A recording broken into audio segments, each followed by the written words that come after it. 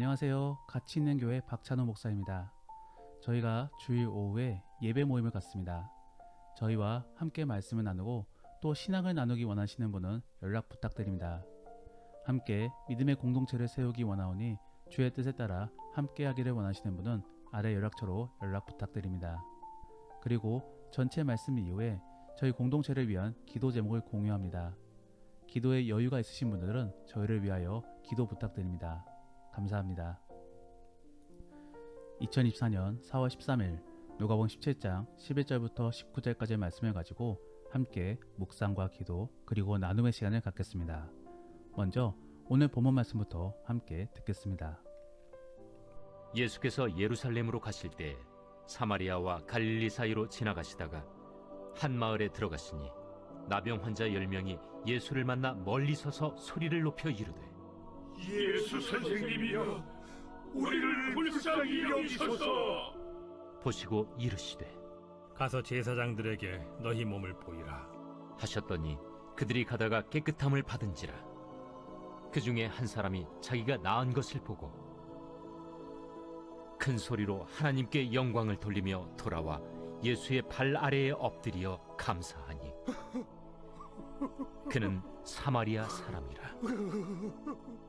10사람이 다 깨끗함을 받지 아니하였느냐? 그 9은 어디 있느냐? 이 이방인 외에는 하나님께 영광을 돌리러 돌아온 자가 없느냐?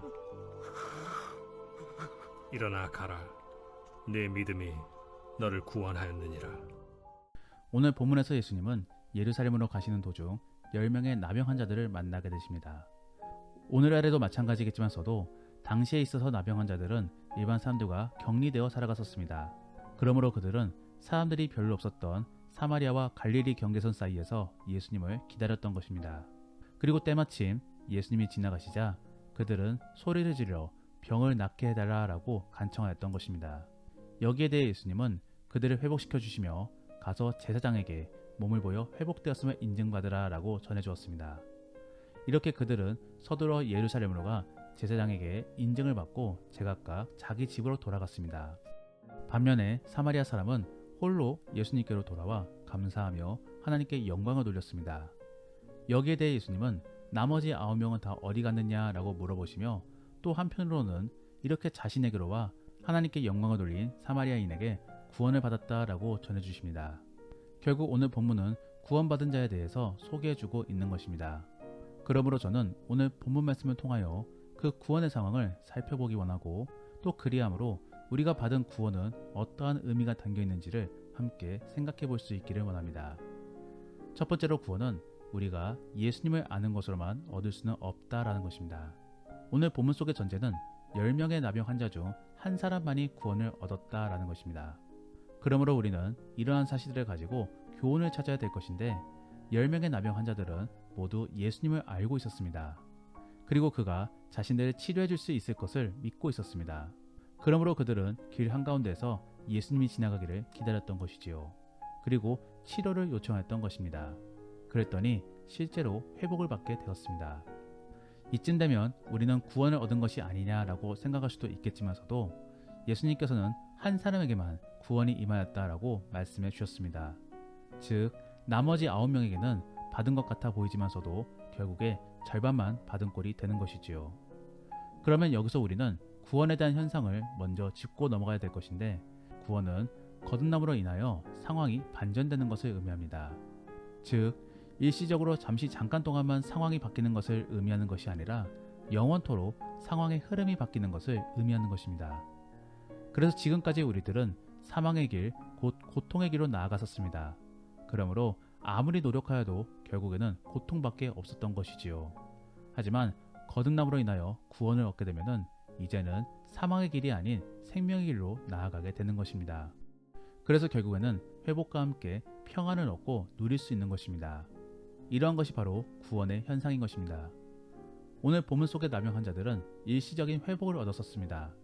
하지만 나머지 9명은 다시 고통의 길로 빠지게 될 것입니다. 반대로 한 명의 사마리아인은 예수님으로부터 직접적으로 구원을 얻었고 이제는 평안과 생명의 길로 나아가게 될 것입니다. 우리는 이러한 상황들을 살펴보면서 두 가지의 사실을 깨달을 수 있습니다. 하나는 앞서도 언급하였듯이 예수님을 아는 것으로만 믿음을 가졌다라고는 볼 수 없는 것이며, 또 다른 하나는 다수의 사람들이 예수님을 알기만 할 뿐인 것이지 실제로는 믿음을 가졌다라고는 볼 수 없다라는 것입니다. 그런데 실제로 이 10명은 예수님이 자신들을 치료해 줄 것을 믿었습니다. 그래서 회복까지도 얻었습니다. 그러면 이들이 가지고 있던 믿음은 무엇일까요? 이것은 지식 및 이용하고자 했던 마음에 불과한 것입니다. 성경에서 말하는 진짜 믿음이 아닌 것이지요. 성경에서 말하는 진짜 믿음은 사랑을 의미합니다. 즉, 예수님이라는 존재를 알고 도움만 청하는 것이 아니라 그를 사랑해야 되는 것입니다. 그리고 그러한 사랑으로 함께 해야 되며 또 그가 가고자 했던 길을 계속적으로 쫓아가야 되는 것입니다. 결국 그의 제자 및 그의 신부가 되어야 되는 것입니다. 이러한 사람이 믿음이 있는 사람이 되는 것이지요. 오늘날의 많은 기독교인들은 예수님을 알고 또 그에게 도움을 청하기도 합니다. 그리고 그것이 믿음이 있는 것으로 착각을 하고 있습니다. 그래서 설사 어떤 기도 제목이 이루어지면은 정말로 믿음이 있고 구원을 얻은 것으로 착각하는 경우들이 있습니다. 아닙니다. 그것은 성경에서 말하는 믿음이 아니며 또 구원을 받은 것도 아닌 것입니다. 구원은 그렇게 단번에 드러나지 않고 인생에 있어서 전체적으로 드러납니다. 그리고 정말로 그렇게 구원이 얻어지게 되면은 예수님과 동행함으로 삶의 패턴이 바뀌어지게 됩니다. 그래서 진정한 그리스도인으로 변모하게 되는 것이지요. 보이는 눈으로 보았을 때는 무언가 크게 이루어진 사람들은 구원을 얻은 것처럼 보일 수도 있습니다. 그리고 아직 이루어지지도 않았고 또 계속적으로 매달리는 사람은 아직 구원을 얻지 못한 사람으로 착각할 수도 있습니다. 하지만 그렇지 않습니다. 도리어 반대입니다. 무언가 이루어졌지만 결국에 신앙생활 및 경건생활에 착실하지 않은 사람은 그저 아는 자에 불과합니다. 반대로 아직 가시적으로 무언가 크게 이룬 것은 없지만서도 그래도 예수님께 계속적으로 매달리며 경건생활에 잘 참여하는 자가 바로 진정으로 믿는 자인 것입니다. 이들에게 있어서 지금 당장 무엇이 중요한 것이 아닌 것이지요. 그저 저 천국까지를 바라보며 천천히 주님과 동행하는 것입니다. 그러므로 히브리서 11장 13절과 14절 말씀에서는 이 사람들은 다 믿음을 따라 죽었으며 약속을 받지 못하였을 때 그것을 멀리서 보고 환영하며 또 그들이 이같이 말하는 것은 자기들이 본향 찾는 자임을 나타냄이라 라고 전하고 있는 것입니다. 사랑하는 성도 여러분, 믿는 자와 아는 자의 차이를 분명하게 이해하시고 믿는 자가 되기 위하여 노력하시기를 바랍니다. 믿는 자는 무언가 이루는 자가 아닌 함께 동행하는 자입니다. 그래서 삶의 변화를 이루어내고 계속적으로 주님만을 바라보는 자인 것입니다. 이러한 점들을 기억하시며 계속적으로 주님과 동행할 수 있는 우리가 될 수 있기를 원합니다. 그래서 결국에 구원은 상황의 반전만을 말하는 것이 아니라 정체성의 변화도 이야기해주고 있는 것입니다. 즉, 지금까지는 세상 백성 및 사망의 백성으로 살았었다라고 한다면은 이제는 하나님의 백성 및 생명의 백성으로 살아가는 것을 말하는 것입니다. 이것을 우리는 거듭남이라고 표현합니다. 거듭남은 정말로 죽었다 살아나는 체험을 말하는 것이 아니고 또 성격이 크게 바뀌는 것을 말하는 것도 아닙니다. 거듭남은 신분 및 정체성의 변화로 삶의 방향이 바뀌는 것을 의미합니다. 그래서 지금까지는 세상 및 자신을 위하여 살았다라고 한다면은 이제는 예수님을 위하여 살아가는 것을 말하는 것입니다. 그렇기 때문에 거듭남은 결혼으로 비유될 수 있는 것입니다. 결혼 전까지는 나 자신만을 위하여 살았다라고 한다면은 결혼 후로는 내 가족과 사랑하는 배우자를 위하여 살아가게 되는 것이지요. 결국 삶의 방향 및 우선순위가 바뀌게 되는 것입니다. 이러한 것은 어느 순간에 갑자기 일어나는 것이 아닙니다. 터닝 포인트를 기점으로 천천히 바뀌어 나가는 것입니다. 우리의 신앙도 마찬가지입니다. 예수님을 경험하고 또 예수님을 따르겠다라고 결심한 이후에 그때부터 천천히 주를 위한 삶으로 바뀌어 나가게 되는 것입니다. 그러면서 우리는 천국 시민권자로서의 삶이 바뀌어 나가게 되는 것이지요. 그러한 자연스러운 과정이 바로 성화의 과정인 것입니다. 우리는 착각하지 말아야 됩니다. 성화는 죽었을 때 갑자기 일어나는 것이 아닙니다. 지금부터 천천히 행동 양식이 바뀌어 나가게 되는 것입니다. 그리고 죽었을 때 그 과정이 완료되어 천국에서 온전한 삶을 누리는 것이지요. 그러므로 사랑하는 성도 여러분, 예수를 믿는다라고 고백하는 것으로만 안심하지 마시고 이제는 정말로 행동과 자세로서 믿음의 변화를 이루어내시기를 바랍니다. 하나님께서는 우리를 그렇게 만들어주시기 위하여 말씀과 함께 성령님을 보내셨습니다. 이러한 점들을 분명하게 인지해 주시기를 바랍니다. 마지막으로 구원은 회복과 함께 감사가 터져 나오는 것입니다. 즉 회복받았다고 해서 온전히 구원을 얻는 것은 아닌 것이지요. 우리가 몇몇의 간증을 들어보면 잠깐의 회복을 통하여서 완전히 구원을 얻은 것처럼 말하는 경우들이 있습니다. 그러다가 훗날에 다시 무너져 버려서 그것을 바라보는 사람들로 하여금 혼란스럽게 만들어버리는 경우들이 있는 것이지요. 우리는 지금까지 너무나 하나님의 역사를 우리의 입장에서 해석하려고 했었습니다. 그래서 일시적인 상황만을 가지고 전체를 판단하려고 했었던 것입니다. 하지만 하나님의 시간은 우리와 전혀 다릅니다. 우리는 현재에만 머물러 있는 존재다라고 한다면 하나님은 현재 및 과거와 미래를 포함한 전 시간대에 머물러 계십니다. 그러므로 하나님은 영원하신 것이며 그 하나님의 역사도 한때에만 있는 것이 아니라 전체적으로 이루어지고 있는 것입니다. 그러므로 만일 구원의 역사가 있다라고 한다면 그것은 어느 순간에 갑자기 그리고 일시적으로만 일어나는 것이 아니라 계속적으로 그리고 영원히 일어나야 되는 것입니다. 그러므로 사실 우리 안에서 일어나는 구원의 역사는 갑자기 크게 일어나는 것이 아닌 천천히 그리고 지속적으로 일어나야 되는 것입니다. 그러면 우리 안에 정말로 그러한 구원의 역사가 일어나고 있다라고 한다면 우리 안에는 어떠한 일들이 일어나겠습니까? 무언가 대단히 큰 사건은 없다 할지라도 계속적으로 감사가 터져나와야 될 것입니다. 그리고 인내함이 있겠지만서도 천천히 그리고 지속적으로 감사할 일들이 생겨나오게 될 것입니다. 그리고 그 감사는 하나님이 주신 것에 대한 감사이며 또 평안과 기대를 갖게 만들어 주신 것에 대한 감사인 것입니다. 우리는 이런 것들을 통해 천천히 변화되어져야 하는 것입니다. 그러므로 사랑하는 성도 여러분, 구원을 얻었다라고 해서 어느 날 갑자기 그리고 강력하게 임하는 것은 아님을 기억하시기를 바랍니다. 지속적으로 그리고 천천히 더불어 기쁨과 평안 속에서 이루어지는 것임을 기억하시기를 바랍니다. 물론 하나님의 은혜가 강력하게 역사할 수는 있습니다. 그것을 부정하는 것은 아닙니다. 다만 그러한 부분의 경우는 특수한 상황인 것이지 일반적인 사례로는 볼 수 없는 것입니다. 대표적으로 마가의 다락방에서 오순절 성령 강림 사건이 그런 것이지요. 대부분의 성령 세례 사건은 고린도전서 12장의 말씀처럼 부드럽고 자연스럽게 임합니다. 그리고 천천히 변화가 발생되어지는 것이지요. 우리는 이 구원의 사건을 기적과 초자연적인 것으로만 인식해서는 안 됩니다. 구원은 하나님의 은혜로 예수님과 결혼하는 것을 의미하는 것이며 또 그 결혼 생활 속에서 이제는 천국 시민권자로서의 삶을 배워나가는 것을 의미합니다.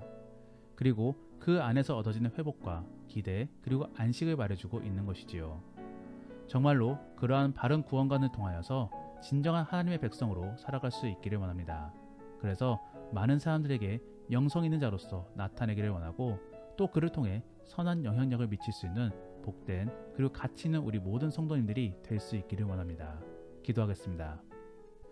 우리가 오늘 말씀을 생각하시며 함께 기도하기 원하는 것은 하나님, 바른 구원관 속에 하나님을 기대하며 계속적으로 주와 동행하는 삶을 결단하게 도와주옵소서.